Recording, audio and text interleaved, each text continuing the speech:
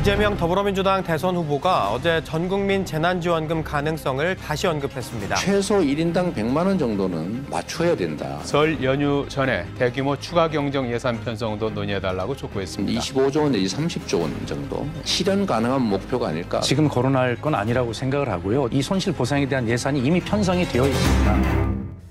예, 최근 지지율 상승세를 누리고 있는 민주당 이재명 후보. 어제 신년 기자회견을 했는데요. 전국민 재난지원금 카드를 다시 꺼냈습니다.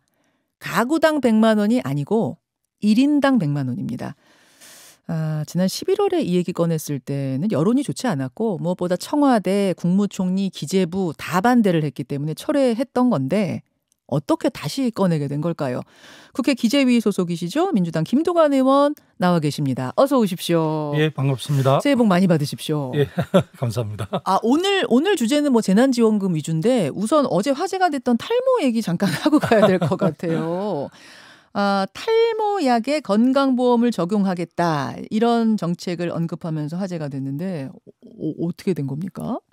소소하지만 확정적인 행복, 소확행인데요. 아마 탈모 분들이 우리나라에 꽤 많은가 봐요. 예. 아마 1,000여 명 정도에게 정책 제안이 들어봤는데 제안 들어온 것만 1,000여 건이에요? 네, 그런데 그 중에 아마 있었던 걸로 그렇게 저는 들었습니다. 예, 박주민 의원이 좀 머리숱이 적은데 나를 위해 페이스북에 썼다고 들었습니다. 굉장히 좋아하셨다고 박주민 의원이. 그러면 이제 탈모 약뿐만 아니라 뭐 탈모 시술, 그러니까 머리 심는 시술 이런 것도 다 적용이 되는 건가요? 그것까지는 좀 구체적으로 봐야 되겠는데요. 예로 아마 지금까지는 미용이라고 해서 예. 건강보험 적용이 안 되는 것 같은데 사실은 의외로 굉장히 많다고 그러고요. 젊은 층도 탈모가 많이 일어나고 또 탈모가 없었던 여성분들도 많다고 들었습니다. 그래서 아마 굉장히 환호를 하고 그렇더라고요. 댓글들이 아주 많이 달렸더라고요. 다만 이제 부러워하면서 이제 반론 제기하는 분들도 있어요. 그렇게 따지면 피부과에서 주름 시술, 주름 레이저 시술 뭐 이런 것들도 다 어떤 분에겐 미용이지만 어떤 분에게는 이게 자신감 문제, 면접 문제 뭐 이런 치료의 영역일 수도 있는데 거기도 적용시켜달라. 주리음은 어떻게 합니까? 그런 말입니다. 아무래도 이제 우리가 이제 선진국이고 상당히 이제 많이 국부가 많이 이렇게 늘어났기 때문에 그런 소소한 부분도 국가가 잘 살펴보는 복지 선진 국가로 가야 되니까 그런 차원에서 한번 고려해 봐야죠. 그것도 고려할 수 있는 것이다. 그것까지는 뭐 제가 장담 못 하겠지만 이제 앞으로 계속 그렇게 나아가야 되지 않겠습니까? 알겠습니다. 그 문제 그렇고 전 국민에게 최소 100만 원. 그러면은 4인 가족이면은 400만 원이 되는 건가요? 전 국민 그렇죠. 재난지원금. 그러면 총액이 한 30조 원 된다고요? 아니죠. 뭐 한 52조 되는데요. 52조가 됩니까? 예. 1인당 100만 원이면? 예. 그래요? 예. 형식은 소비 쿠폰 형식? 네. 아마 이제 이재명 후보가 신년 기자회견에서 그렇게 주장했던 것은 경기도정을 운영하면서 이제 경기 지역 화폐가 지역 소상공인들의 경제를 굉장히 활성화시켰고 실제 이게 소비 쿠폰을 하니까 승소 효과가 있어서 아마 본인이 이제 해본 거고 실질적으로 효과가 많았기 때문에 경기도에서 해보니까 효과가 있더라. 네. 시기는 그럼 언제가 돼야 된다고 보세요? 지급 시기? 사실은 이제 추경을 어제 요청을 했는데요. 여야가 뭐 합의만 한다면 뭐 1월 말도 할 수 있죠. 사실은 오늘 노동이사제 도입하는 문제 때문에 기재일을 세시하게 되는데요. 여야가 합의를 했기 때문에 사실은 구정전에도 할 수는 있지만 이제 재정당국인 기재부에서 어떤 입장을 취할지는 잘 모르겠습니다. 그럼 김두관 의원도 뭐 지방행정 경험이 있으시니까 이걸 돈을 풀려고 한다면 소비 쿠폰 풀려고 한다면 그건 설 전이 돼야 효과가 있다고 보시는 겁니까? 설 전에 하면 더 좋겠죠. 빠를수록 좋기 때문에 빠르게 하면 좋겠지만 재정당국은 작년에는 좀 우려를 했거든요. 그래서 이드 코론을 통해서 이렇게 자영업자나 소상공인들의 매출이 확대될 걸로 기대를 했는데 이제 변종 바이러스 오미크론이 오면서 지금 계속 집합 금지라든지 영업 시간 제한하기 때문에 굉장히 어렵거든요. 지금 거의 뭐 무너질 지경이기 때문에 자영업자나 소상공인들 그래서 가능하면 빠르면 빠를수록 더 많이 지원하는 게 좋겠죠. 이게 빨리 하면 되긴 돼요? 진짜 설 전에 100만 원씩이 가능은 해요? 뭐 이론상으로는? 뭐 추경을 해서 하면 가능하죠. 그렇습니까? 예. 4인 가족 기준으로 하면 그러면 400만 원이면 이게 어마어마한 액수인데. 그러니까요. 그게 이제 소비 쿠폰으로 지급이 되면 어쨌든 다 이렇게 현장에서 쓰기 때문에 굉장히 승수 효과가 있죠. 문제는 그냥 현금으로 지급하면 예, 또 예. 저축할 수도 있고 보관할 수도 있기 아니 때문에. 소비 쿠폰으로서도 400만 원도 커요. 되게 커요. 좋아요. 좋은데 좋은데 이 돈이 하늘에서 뚝 떨어지는 게 아니라 결국은 나라 곳간에서 나오는 거고 그 곳간은 결국 국민 세금으로 채우는 거고 아니면은 나라 빚인 거고. 예. 그래서 지난 11월에 이 얘기가 나왔을 때도 예. 국민들이 반대 여론이 높았습니다. 여론조사 당시 여론조사를 한번 같이 볼까요? 예. 당시에 TBS 교통방송 의뢰로 KSOI가 한 11월 5일 6일 조사입니다. 60.7%가 반대, 32.8%가 찬성, 1,009명 샘플인데요. 왜냐? 재정에 부담을 주기 때문이다. 이렇게 답을 했어요. 제가 뭐 늘 여러 차례 이제 재난지원금 지급을 주장을 했는데 사실은 지금은 이제 국민이 빚을 지는 상황인데 국민이 빚을 지는 것보다는 정부가 빚을 지는 게 훨씬 더 낫고요. 작년 우리보다 좀 더 잘 사는 선진국에서는 전체 GDP의 10% 정도를 다 이렇게 지출을 했거든요. 지원을 했습니다. 예. 그럼 우리 약 2,000조 정도 되면 10%니까 200조잖아요. 예. 그리는 못하더라도 우리는 막 찔끔찔끔 아주 적게 지원을 해서 사실은 전혀 크게 좀 도움이 안 됐어요. 외국에서는 임대료라든지 이런 걸 손실보상 확실하게 좀 한 나라들이 많습니다. 독일이나 일본 이런 나라도 그렇게 했는데 나라마다 곳간 사정은 다 다른데 다르긴 그럼 한데. 우리 곳간 사정으로 봤을 때는 가능하다고 보시는 거예요? 사실은 OECD 국가 중에서 재정 건전성으로 치면 우리나라가 굉장히 건전하거든요. 지금 한 40% 정도 조금 상해 있는데 유럽에서 OECD에서 이제 전체 한 60% 정도를 마지노선으로 정했고 우리도 좀 수정을 했습니다. 그래서 지금은 사실은 뭐 전쟁보다 더 전쟁 같은 상황이잖아요. 그래서 이런 점들을 감안해서 네. 재정 당국이 확장적 재정 정책을 통해서 예. 국민들 좀 이렇게 경제가 돌아가게 해야 되는 거죠. 지난 11월을 조금 복귀해 보자면 그때도 얘기 나왔던 게 이제 선택지가 그런 거였어요. 전 국민에게 주느냐 아니면 지금 타격이 큰 소상공인 자영업자에게 집중적으로 더 주느냐. 네. 왜냐하면 국민들 중에는 뭐 월급쟁이나 좀 형편이 그래도 안정적이었던 분들까지도 줄 것이 아니라 그 돈을 더 타격이 컸던 피해 입은 분들한테 더 몰아주는 건 어떠냐. 이 선택지였던 것 같거든요. 사실 이제 물어보면 좀 여유 있는 분들이 나도 받겠다 하는 게 좀 염치가 없어 보이는지 답은 그렇게 하시지만 실제 그래서 이제 지급을 해보니까 네. 상당 부분 상위 한 10% 정도는 오히려 기부할 거다 이렇게 예측을 했지만 거의 다 수령을 했거든요. 그렇죠. 그래서 기부 안 하셨죠. 그거는 사실 여론조사하고 현실하고는 좀 갭이 있는 것 같습니다. 그러니까 제 말씀은 이렇게 100만 원씩을 다 주느니 손실을 실질적으로 입은 분들한테 조금 더 도움이 되게 몰아주고 재정은 조금 부담이 덜 되게 하는 건 어떻겠느냐 이 말씀. 그것도 뭐 괜찮은 방안인데 국민적 합의만 된다 뭐 그렇게 하는 것도 괜찮겠죠. 나는 뭐 다 유연하게 전체 어쨌든 재난 1호금을 주고 또 소상공인이라든지 자영업자에는 좀 더 이렇게 추가로 지원하는 그런 선택적 복지라서 선택적 지급도 괜찮은 거라고 생각을 합니다. 어제 국채 발행도 그럼 필요하다면 하겠다라고 하셨더라고요. 예. 사실은 지금 당장 이제 이 세수를 좀 추계해봐야 되는데 예. 작년은 이제 홍남기 경제부총리가 그런 입장이었지만 아마 최근에는 이게 위드 코로나로 가지 못하고 오미크론이 확산되면서 다시 집합 금지 영업 제한들이 이루어졌기 때문에 홍남기 부총리께서도 입장이 좀 선회한 걸로 들었거든요. 그렇습니까? 예, 좀 다른 걸 어려움을 고려하고 있다라고. 기재부 상황이 기재부 입장이 바뀐 것으로 한다. 청와대 입장도 혹시 바뀌었나요? 국무총리나? 어제 박수현 수석은 좀 그 문제에 대해서는 좀 확답을 주지는 않더라고요, 인터뷰에서. 예, 청와대는. 네. 국무총리도 확인해 보셨어요. 그때 국무총리도 그냥 뭐 반대하셨거든요. 그랬죠. 예. 사실은 이제 아무래도 국채를 발행하는 건 또 다른 재정 당국의 부담이 있기 때문에 그렇지만 지금은 저는 뭐 국민을 위해서 가감하게 좀 풀어야 된다는 입장입니다. 그러니까 11월은 몰라도 지금 또 상황이 바뀌었다 보신단 말씀.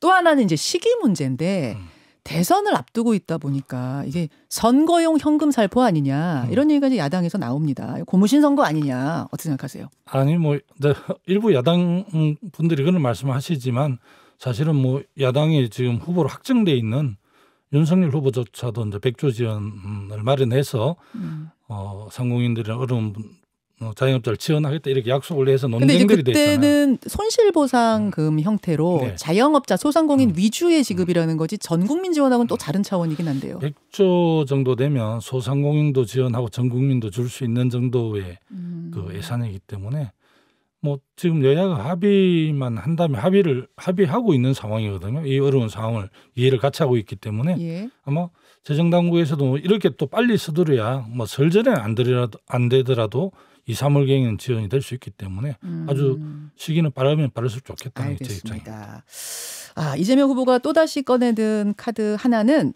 기재부 조직 개편입니다. 기재부의 예산 편성권을 떼서 대통령, 즉 청와대 직속이나 총리실 직속으로 예. 둘 필요가 있다. 오, 이거 의원님 동의하세요? 저는 뭐 우리 이재명 후보 국민의 선택을 받아서 5월 10일에 새 정부 출범하면 정부 조직법을 개편해서 반드시 그리 할 거라고 저는 예상을 합니다. 반드시 할 거다. 예. 왜 그렇게 보세요? 재무부하고 기획처를 합해서 이제 재정경제원이 되고 다시 분리됐다가 기획예산처로 재정경제부로 분리됐다가 다시 이제 기획재정부로 통합이 됐는데 네. 이게 이제 부처 위에 부처처럼 돼서 예산을 가지고 거의 부처를 통제하다시피 할 정도로 막강한 건 아니고 총리실에 국무조정실이 있는데 국무조정실에서 잘 조정이 안 돼요. 총리실 말도 잘 안 듣는 것 같고 또 청와대와 충돌도 하기도 하고 예. 어떻게 보면 미국처럼 대통령 직속으로 예산실을 운영하는 것도 괜찮겠다는 생각이 듭니다. 근데 제왕저 대통령제에서 그나마 견제를 하는 곳이 기재부였잖아요. 이건 안 됩니다. 돈 못 풉니다. 근데 그것까지 대통령 밑으로 가버리게 되면은 견제 장치가 너무 없지 않는가. 오히려 크게 어떤 책임을 전혀 안 지는 건 아니지만 임명된 권력이 그렇게 그 국간을 마음대로 운영하는 게 국민주권주의에 맞지 않고요. 오히려 정치하라고 비판하시지만 오히려 문민 통제처럼 군을 문민 통제하는 것처럼 예산도 오히려 국민들로부터 선택된 선출된 권력이 적절하게 국민들의 이해를 반영해서 예산을 편성하고 배치하는 게 더 국민주권주의에 맞다고 보는 거죠. 손학규 후보, 무소속 후보는 청와대 비선 조직으로 국정 운영을 하겠다는 뜻이 아니냐 이렇게 강하게 말씀을 하셨더라고요. 그래서 이제 그 예산을 또 국회에서 이렇게 적절하게 통제를 하기 때문에 네. 국민의 여론과 배치해서 뭐 청와대가 마음대로 예산을 떡 주무르듯이 그렇게 할 수는 없거든요. 청와대로 그 예산실이 이관돼 간다 하더라도 지금 기획재정부의 유능한 관료들이 대거 이동해서 역할을 하겠죠. 이것은 이재명 후보가 대통령 되면 아마 반드시 할 걸로 알고 있다. 저는 그렇게 책임되고 저도 그 견해에 동의를 하는 편입니다. 알겠습니다. 지금 김두관 의원과 말씀을 나누고 있는 순간 속보가 하나 들어왔습니다. 김두관 의원과 말씀을 나누는 중에 국민의힘의 김종인 총괄선대위원장이 자진사퇴 의사를 표명했다. 김종인 총괄선대위원장이 자진사퇴를 발표했다는 뉴스가 들어와 있습니다. 조금 더 자세하게 들어온 게 있나요? 이런 말과 함께 뜻이 안 맞으면 헤어지는 것 아니냐 이런 말과 함께 자진사퇴 의사를 표명했다고 하는데 김두관 의원님 뭐 다른 당 이야기긴 합니다만 워낙 또 우리 정치판에 큰 뉴스여서 제가 좀 질문 드릴게요. 어젯밤부터 이미 윤석열 후보가 김종인 위원장 해촉 배제를 결정했다는 뉴스가 막 나왔잖아요. 네, 어제 저녁 나오고 아침에 일제히 뭐 결별하는 보도를 했는데 방금 소식이 나왔네요. 그러네요. 사실 뭐 김종인 총괄선대위원장 경륜이 있어서 컨트롤타워 역할을 했을 텐데 계속 뭐 국민의힘 내부가 좀 이렇게 좀 분열이 되더라고요. 보통 선거에서 이루어지는 문제가 상대방 정당 후보보다는 자체 내부 분열 때문에 많이 패배하잖아요. 그렇습니까? 보통 뭐 그렇더라고요. 내부 분열이 더 아픈 거예요? 예, 전쟁이나 선거가 다 그렇더라고요. 이렇게 역사적 경험을 보면 어쨌든 뭐 지금 최근에 이제 연말 연시에 많이 지지율이 떨어져서 어쨌든 선대를 개편해야 되겠다는 생각을 윤석열 후보가 했을 텐데 뭐 최근에 이제 연기만 잘하면 된다라든지 또 뭐 여러 가지 상황들 또 이준석 당대표의 관계 이런 것들 때문에 윤핵관하고 부딪히면서 아마 이제 후보 본인이 직접 선대본을 장악해서 해야 되겠다는 생각을 굳혔겠죠. 그래서 뭐 아침에 오면서 보도 보니까 원희룡 전 제주지사가 총괄본부장을 맡는 걸로까지 뉴스가 나왔더라고요. 보도는 지금 나오고 있더라고요. 원희룡 아니면 권영세 이런 분들이 본부장을 맡는다 뭐 이런 이야기가 나오던데. 저는 뭐 빨리 좀 수습이 돼서 60일밖에 안 남았기 때문에 정책 대결로 5년간 국가 경영 어떻게 할지 그런 비전을 놓고 치열하게 좀 토론하고 정책 토론을 했으면 좋겠습니다. 아니, 조금 객관적으로 답변을 해주세요. 아유, 객관적으로 될지 모르겠습니다만 윤석열 후보가 지금 발표를 곧 한다고 하는 김종인 위원장을 배제한 선대위, 윤석열 원톱 선대위는 어떨 거라고 보십니까? 효과 있을 거라고 보십니까? 어떻게 이 극약 처방? 참 예단하기는 매우 어려운데요. 그래도 윤석열 후보 본인이 선거에 크게 경험이 없는 분이잖아요. 네. 그래서 오히려 김종인 원톱으로 쭉 이렇게 해야 되는데 원톱 그 시스템이 잘 작동이 안 돼서 아마 논란들이 있었던 것 같고 최근 선대위를 협의하지 않고 해체하는 것 때문에 이제 갈등이 정폭이 됐다고 그러는데 어쨌든 그 김종인 총괄선대위원장 체제 하에서 지금 선거운동을 해가는 과정에서 지지율이 폭락을 하니까 나는 뭐 그 책임이 후보 본인한테도 많다고 생각하지만 이제 후보 입장에서는 아마 또 총괄선대위원장이 컨트롤 타워 역할을 못해서 그렇다고 인식하는 것 같아요. 그래서 아마 뭐 두고 봐야죠. 오히려 약이 될 수도 있지만 정말 독이 될 수도 있죠. 정말 독이 될 수도 있고 정말 독이 되기를 민주당 분들은 좀 바라시지. 나라를 생각해서 그렇게 가지는 아니고요. 빨리 잘 정비해서 또 저쪽은 뭐 지지율이 워낙 기반이 좋으니까 보수층 또 전열만 정비하면 무섭죠. 그러니까 저희들 경계하면서 열심히 잘 준비하도록 하겠습니다. 한 1분 정도 남았는데요. 네. 김두관 의원님한테 개인적인 질문 하나 드릴게요. 네. 대선과 더불어서 패키지 선거라고 할 수 있는 게 6월 지방선거인데 예. 경남도지사 적합도 조사를 하니까 김두관 의원이 또 1위를 했습니다. 예. 여론조사 보셨어요? 예, 봤습니다. 사실은. 사실은 2012년에 도지사직 사퇴하고 대선 출마를 하시면서 그렇게 이제 헤어졌던 건데 예. 의사가 있으십니까? 다시? 전혀 준비를 하고 있지 않고요. 아마 그 여론조사 좀 괜찮게 나온 것은 제가 도정을 한 경험이 있고 우리 민주당 대선 경선에 참여했기 때문에 인지도가 좀 높게 나온 게 아닌가 그런 생각이 들고 일단 3월 9일 우리 입장에서는 대선 승리 없이 부울경의 시도지사 지방선거를 하기 힘듭니다. 그러니까 저희들이 다 3월 9일 대선에 지금 전력 투구하고 있죠. 그럼 아예 생각이 없으세요? 아니면은 뭐 그래도 김두관이다 하면 가실 거예요? 아, 정말 어렵습니다. 제가 김포에 있다가 양산을 갔는데 또다시 그렇게 하기가 참 예의가 아니라서. 예의가 아니라서. 예, 그렇습니다. 여기까지 오늘 말씀 듣겠습니다. 김두관 의원 고맙습니다. 네, 감사합니다. 민주당 김두관 의원이었습니다. 김현정의 뉴스쇼는 청취자 여러분의 참여로 이루어집니다. 트위터, 페이스북, 레인보우 게시판, 그리고 단문 50원, 장문 100원의 유료 문자 샵 1212, 우물정 1212 통해 참여하실 수 있습니다. 김현정의 뉴스쇼, 여러분과 함께 만듭니다.